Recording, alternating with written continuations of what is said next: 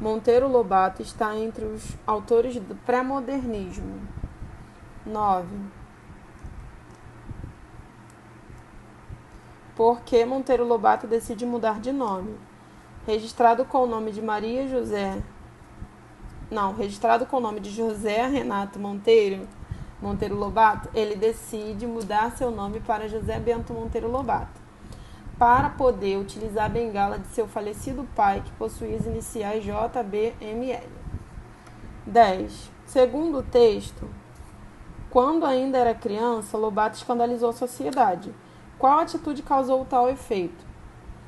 Ele escandalizou a sociedade quando se recusou a fazer a primeira comunhão. 11. Em novembro de 1912, o jornal O Estado de São Paulo publicou uma carta de Monteiro Lobato intitulada Velha Praga. Qual o conteúdo dessa carta? A carta Velha Praga destacava a ignorância do caboclo, criticando as queimadas e afirmando que a miséria impedia o desenvolvimento da agricultura na região. Em que obra, artigo, romance ou conto aparece pela primeira vez o personagem Jeca Tatu? Ele aparece pela primeira vez no artigo denominado Urupês. 13. De acordo com a biografia, qual foi o estopim do movimento modernista? De acordo com a biografia, o estopim do movimento modernista foi a publicação do artigo Paranoia ou Mistificação, escrito por Monteiro Lobato. Nele, o escritor criticava a exposição de Anita Malfatti. 14. De acordo com o texto, quais as principais características das histórias e dos personagens do sítio, o Pica-Pau Amarelo? As histórias misturam realidade e fantasia, utilizando uma linguagem coloquial e acessível. Por que o livro Caçadas de Pedrinho está sendo questionado pelo movimento negro? As histórias misturam realidade e fantasia, utilizando uma linguagem coloquial e acessível. A 15, a resposta da 15, porque o livro Caçadas de Pedrinho está sendo questionado pelo movimento negro. Está sendo questionado pelo movimento negro por apresentar elementos racistas. 16, opção E. 17. No que se refere aos verbos, qual o tempo verbal empregado? O tempo verbal é pretérito, né, perfeito, do modo indicativo, que é o passado. E número 18. Considerando a resposta do exercício anterior, justifique. É o pretérito perfeito do modo indicativo, utilizado para exprimir um fato totalmente concluído antes do momento da fala. Sendo assim, de modo geral, este tempo verbal empregado nas biografias, justamente por narrar ações já concluídas no passado. 19. De acordo com o texto, Vicente de Carvalho cansou-se do jornalismo. Sendo assim, de que maneira ele manteve contato com seus leitores? 19. Vicente de Carvalho manteve contato com seus leitores através dos versos que publicava nas páginas da revista A Cigarra. 20, opção B. Emprego dos pronomes pessoais. Número 1. Aqui vocês vão classificar os termos sublinhados, assinalando entre parênteses. R se for pronome do caso reto, ou se for caso oblíquo. Eles chegaram mais cedo. R é pronome do caso reto, então é R. Falou-me sobre o novo parque de diversões. Esse me é do caso oblíquo. Eu gostaria de te contar uma coisa. Eu, né, pronome do caso reto, e te do caso oblíquo. Então, essa resposta vai ter R e O, tá? Porque são dois pronomes. O segundo, a mesma coisa. O primeiro, comigo, é do caso oblíquo e ele é do caso reto. A outra também. Quando tu tiveres idade, poderá decidir por ti. Esse tu é do caso reto e esse ti é do caso oblíquo. 2. Preencha a lacuna com o pronome oblíquo correto. O professor demonstra gostar muito desse livro. Recomendou-o para todos os alunos. Estou com saudade da Maria. Que bom que ela virá amanhã. Letra C. Falou consigo próprio durante toda a noite. Ele virá para o final de semana. Pedimos-lhe que trouxesse roupa de cama. Acho que João está apto para a tarefa. Contrate-o para o cargo, tá? Esses são os pronomes aí para vocês preencherem nas lacunas. Escreva as frases mudando as palavras em destaque por um pronome pessoal no caso reto e alterando, né, a forma verbal se houver necessidade. Essa é a número 3. Então, eles vieram no passado de sábado. No passeio, no caso, né? Acho que tá errado. A outra é: nós torcemos para o nosso time. A outra é: vós deveis chegar cedo amanhã. É porque aqui é assim: você e seus parentes devem chegar cedo amanhã. Aí, colocando outro pronome, um pronome, né? Fica: vós deveis chegar cedo pela manhã. 4. Reescreva as frases, substituindo os termos sublinhados por um pronome oblíquo. Aí aqui, né? Vocês vão colocar: falei-lhe do meu amor. Maria convenceu-nos a participar do abaixo-assinado. Passeio para Catarina. 5. Complete as frases substituindo os termos sublinhados por um pronome oblíquo tônico. A mim, por elas, a elas. 6. Substitua os termos destacados pelos pronomes oblíquos correspondentes, promovendo alterações na ordem da frase se houver necessidade. 6. Encontraram-no na estufa. Arrancaram-a do peito. A B. E a C. A disposição das plantas não o permitem. 7. A 7 é a opção C. Eu e mim.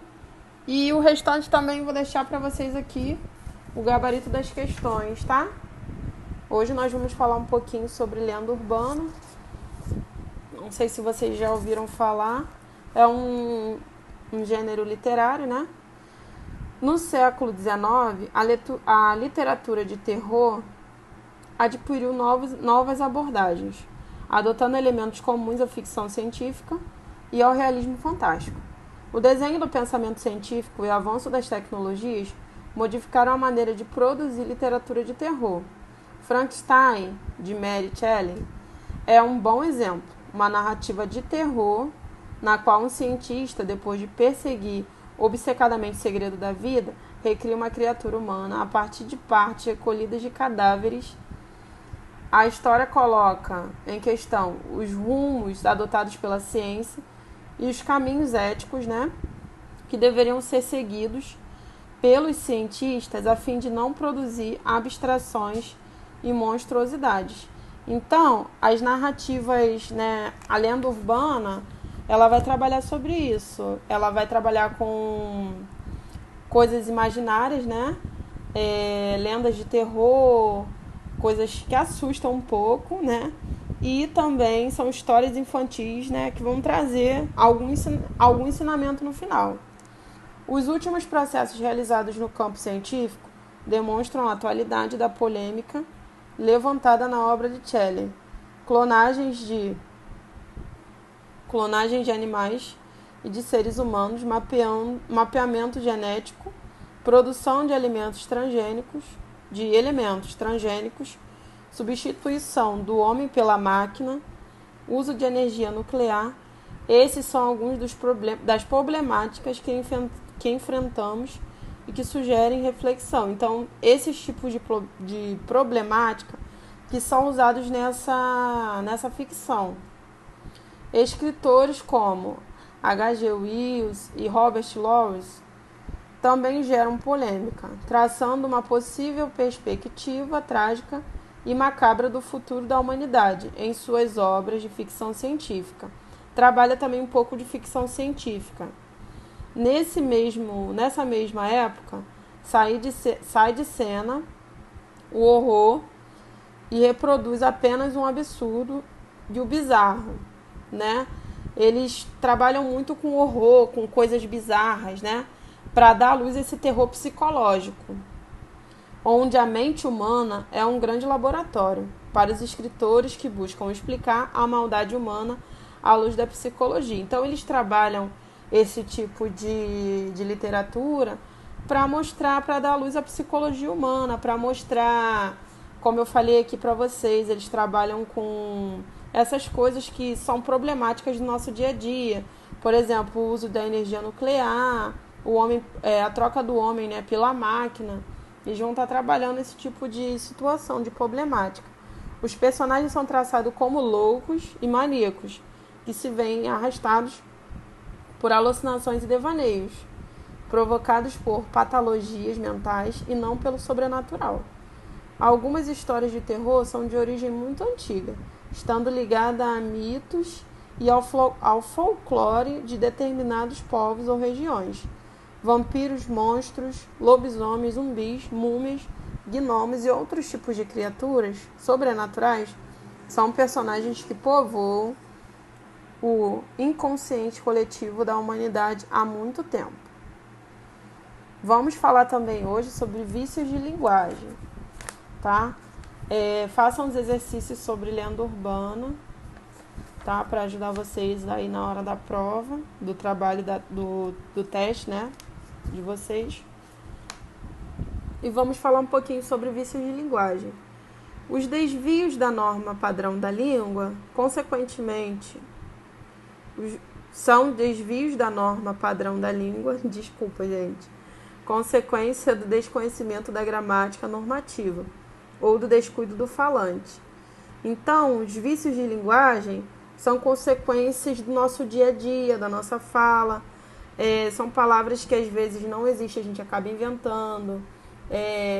Dependendo da nossa região, a gente vai falar de um jeito. Nosso parentesco, né? Vícios de linguagem são consequências, né, do nosso dia a dia, do descuido do falante, de cada falante. Aí nós temos a ambiguidade ou anfibiologia, que ocorre quando uma frase mal construída gera duplo sentido de interpretação, né? Arcaísmo, emprego de palavras ou expressões antigas e obsoletas. Por exemplo, omessa, ele não deve fazer isso. Omessa é como se fosse espanto, admiração, irritação, semelhança. Semelhante a essa é boa ou ora essa. Barbarismo consiste no erro da grafia ou da pronúncia. Quando a pessoa fala uma palavra de forma errada, com a grafia errada ou com a pronúncia errada, é chamado de barbarismo. Cacografia é o erro de grafia ou de flexão de uma palavra. Por exemplo, ao invés da pessoa falar mendigo, a pessoa fala mendigo. Problema, ao invés de problema. Silabada é o deslocamento do acento prosódico de uma palavra. Por exemplo, tem muita gente que fala gratuito ao invés de gratuito. Cacofonia. São umas palavras bem difíceis mesmo, gente, mas o que significa não é difícil. Cacofonia é a união de duas ou mais palavras que geram outra. Por exemplo, eu tinha um cachorrinho. Eu vi ela ontem à tarde. Então, não existe vi ela. Eu a vi. Colisão é a repetição de fonemas consonantais idênticos ou semelhantes que produzem um efeito sonoro desagradável. O Papa Paulo VI pediu a paz. Então, esse monte de P, né, a colisão, a repetição dos fonemas consonantais. Eco, ocorre quando sons idênticos são repetidos no curso de uma frase, produzindo um efeito sonoro desagradável.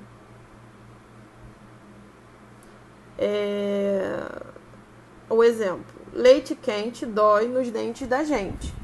Então, leite quente dói nos dentes da gente, tá dando esses sons, né, idênticos na hora da fala, tá? E produz esse efeito sonoro que não fica muito legal. Estrangeirismo é a adoção de palavras, expressões ou construções sintáticas estrangeiras dentro da língua. Por exemplo, à noite bebemos uísque. Uísque é uma palavra estrangeira. Shopping também shampoo também então estrangeirismo. Hiato é a repetição de fonemas vocálicos que produzem um efeito sonoro desagradável. Traga já jarra de água. Neologismo é a criação de novas palavras ou exploração de novos sentidos para uma palavra já existente na língua. Por exemplo, eu vou glogar para ver se acho essa definição. Então, glogar, não existe a palavra glogar. Essa palavra é um neologismo, porque ela não existe de fato na nossa língua. Pleonasmo vicioso é o emprego de palavras ou expressões redundantes e desnecessárias. O balão foi subindo para cima. Se subiu, né, subiu já foi para cima. Então, é um pleonasmo vicioso. Tá falando uma coisa que já subindo para cima, não existe.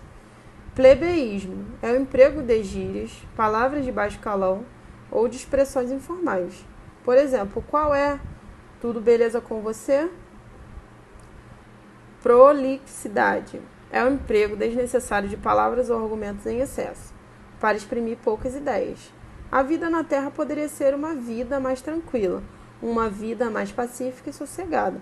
Essa repetição, esse emprego, né, da vida, tá exprimindo a mesma coisa, tranquila, pacífica, sossegada. É um emprego desnecessário dessas palavras, né, ou argumentos em excesso. Tá explicando em excesso. Vida 3 vezes, então tá em excesso, tá? E tá expressando a mesma coisa. Solecismo é o desvio de natureza sintática. Concordância. Havia muitos pássaros no pomar. No caso, nessa parte da concordância, no caso haviam, tá? E é aí que eu quero mostrar para vocês o erro que encontra-se aí, nessa parte. Haviam muitos pássaros, é o correto, tá, gente? É o correto que está na frase. É porque no slide não aparece. Mas o correto que está no livro de vocês haviam muitos pássaros no pomar. Mas a forma correta de se escrever não é havia, é haviam. Não é haviam, é havia, tá? Acabei me enrolando porque aqui no slide não veio escrito para vocês. Mas se vocês estão acompanhando no livro, tá lá assim, ó, haviam muitos pássaros no pomar. O correto seria havia, tá?